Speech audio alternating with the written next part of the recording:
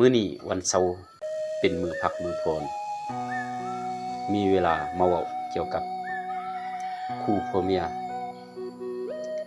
ว่าเป็นหยังผู้ชายจึงเดินจากผู้หญิงไป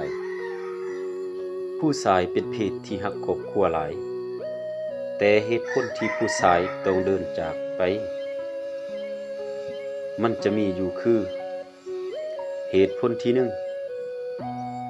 ผู้ชายถูกผู้หญิงมักจะเอาเขาไปเปรียบกับผู้ชายคนอื่นอยู่เสมอก็ในเมื่อผู้ชายเขาคิดอยู่ว่าเจ้าฮับเขาได้ตั้งแต่มือทำอิฐหรือตั้งแต่เริ่มต้นจะสร้างครอบครัวขึ้นมาพุ่นละแต่เป็นหยังพออยู่ด้วยกันไปจึงเอาเขาไปเปรียบกับผู้ชายคนอื่นว่าคนอื่นเขามีจังสี่จังสันแล้วพวกตัวเองบ่มีอีหยังเลยจงอย่าเอาเขาไปเปรียบแบบนั้นผู้ชายเป็นเพศที่ว่าจดจำต่อมาการดูถูกผู้ชายต่อหน้าหรือลับหลังหรือใส่วาจาต่อหน้าคนอื่นต่อหน้าสังคมเฮ็ดให้ผู้ชายหรือพวกของเจ้าอับอายเขาจะคิดว่าเจ้าบ่ให้เกียรติเขาจงให้เกียรติผัวตัวเองบ่ว่าต่อหน้าหรือลับหลังมือใดที่เขาคิดว่าเจ้าบ่ให้เกียรติเขาแล้วเขาจะคิดว่าเขาจะอยู่ไปเฮ็ดหยังต่อมาข้อนี้สำคัญการเบิ่งข้อเสียในตัวเขาจนเบิ่งบ่เห็นข้อดีในตัวเขาเลยบ่นึกถึงข้อดีเขาเลยเบิ่งหาแต่ข้อเสียอย่างเดียวก็บางที่ผู้ชายเขาจะคิดว่าคนเฮามันดีไปคนละอย่างคนละแบบบ่แม่นว่าเขาจะสัวไปเลย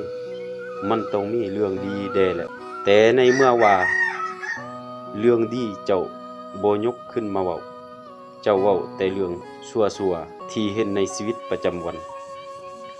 เรื่องดีในชีวิตประจำวันก็มีแต่บ่ยกมาเว้านั่นจึงเฮ็ดให้ผู้ชายเหตุผลที่จะไปผู้ชายบางคนทุ่มเทให้ผู้หญิงทำดีมาตลอด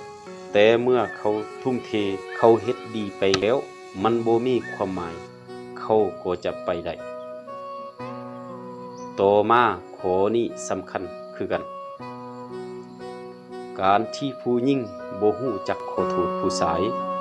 การที่เจ้าไปดูด่าว่าเขาตลอดต่างๆนานาทั้งที่จักวันหนึ่งเจ้าก็เฮ็ดผิดหรือทำผิดแต่เจ้าบ่เคยขอโทษเขาการขอโทษของผู้หญิงมันเฮ็ดให้ผู้ชายใจเย็นขึ้นและก็พร้อมที่จะให้อภัยถ้าวันใดบ่มีคำขอโทษในเมื่อว่าเจ้าทำผิดมันจะเฮ็ดให้ผู้ชายว่าเขาบ่สำคัญก่อนในชีวิตของเจ้าความคิดแบบนั้นมันก็เกิดอีกในชีวิตประจำวันที่จะเดินจากไปได้พากไว้ให้คิดสำนีไปก่อน